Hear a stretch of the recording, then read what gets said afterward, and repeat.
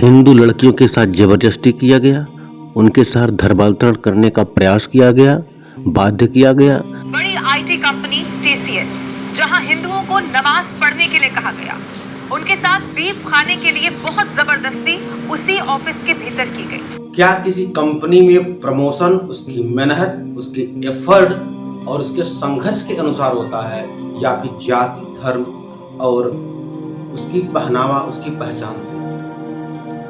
एक ऐसा ही मामला सामने आया है टीसीएस कंपनी में। नासिक के टीसीएस कंपनी में ऐसा ही सेम मामला सामने आया है। टीसीएस कंपनी का नाम आप लोग जानते ही होंगे, Tata consultant company. TCS company जिसका नाम सामने आते ही हम सम्मान की निगाहों से देखते हैं, सम्मान से देखते हैं। हमें लगता है कि इसमें अच्छे अच्छे पढ़े लिखे लोग काम करते हैं। लेकिन यदि टाटा जैसी कंपनी में ऐसा ही केस सामने आने लगे तो कितना शर्मनाक है। टाटा नासिक कंपनी में एचआर डिपार्टमेंट की जो हेड थी निदा खान, उन्होंने अपना एक गिरोह बना रखा है। गिरोह में वो धर्म परिवर्तन का काम बहुत जोर शोर से कर रही थी, और ये आज से नहीं, लगभग 3 से 4 साल 2023 से ही कर रही थी। जो एचआर, किसी कंपनी का एचआर डिपार्टमेंट उसका हेड होता है। किसी कंपनी के डूबने में या उबारने में एचआर डिपार्टमेंट का बहुत ही बड़ा रोल होता है। एचआर ऑफिस के ऊपर एडमिन का नाम लिखा जाता है, अर्थात वे एक तरह से कंपनी के मालिक ही रहते हैं। लेकिन यदि किसी कंपनी की एचआर ही ऐसी हो जाए, ऐसा करने लगे, तो ये कितनी शर्मनाक बात है। इस मामले में निदा खान ने अपना एक गिरोह बना रखा था, एक ग्रुप बना रखा था, जिसमें वो केवल हिंदू लड़कियों को अपने कंपनी में सिलेक्शन देती थी और बाद में उन्हें टॉर्चर करती थी। और टॉर्चर खुद नहीं करती थी, वो अपना एक समूह बना रखी थी, और उस समूह में जो हेड था वो एक मुस्लिम व्यक्ति ही था। उन लड़कियों को धर्म परिवर्तन के लिए जोर देना, उनके प्राइवेट पार्ट्स की तरफ ध्यान देना, उनको नमाज पढ़ने के लिए फोर्स करना, मस्जिद में जाने के लिए फोर्स करना, बहुत सारी चीजें ऐसी होती थी जो उन्हें करने के लिए जबरदस्ती किया जाता था।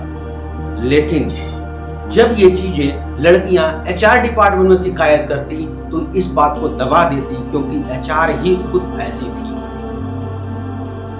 जिसका परिणाम ये हुआ कि आज 3 से 4 साल हुआ और ये किसी को भी इसकी कोई खबर नहीं लगी।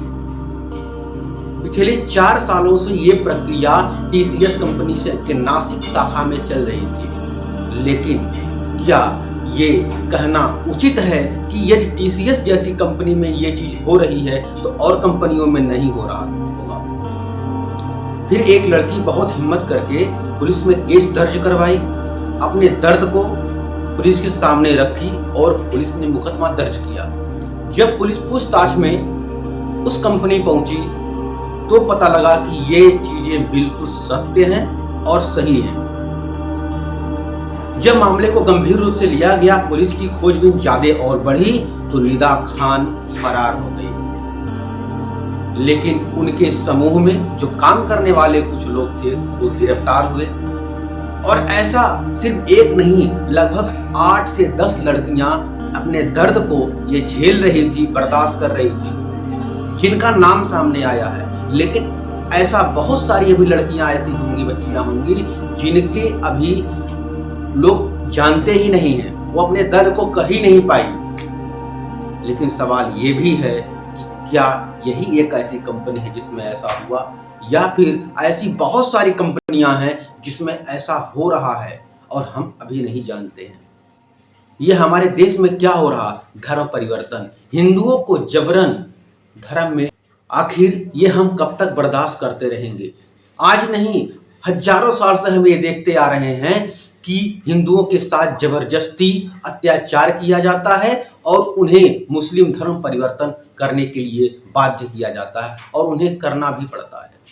आखिर ये हमारे देश में कब तक चलता रहेगा, ये कब खत्म होगा, ये हम आपसे सवाल पूछते हैं। हालांकि निदा खान तो अभी फरार हो चुकी हैं, लेकिन उनकी जो समूह था वो उसमें से कुछ व्यक्ति तो पकड़े गए, जिनसे पूछताछ करने पर यह पता लगा कि यह मामला बिल्कुल ठीक है, पुलिस और भी लोगों की खोजबीन कर रही है कि और भी कुछ ऐसी लड़कियां या बच्चियां हो जिनके ऊपर यह अत्याचार हुआ है।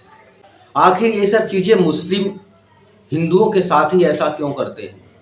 आखिर क्या हिंदू इतना कमज़ोर हो गया है, या फिर इनका ध्येय क्या है? ये क्या चाहते हैं कि अधिक से अधिक लोग मुस्लिम बने?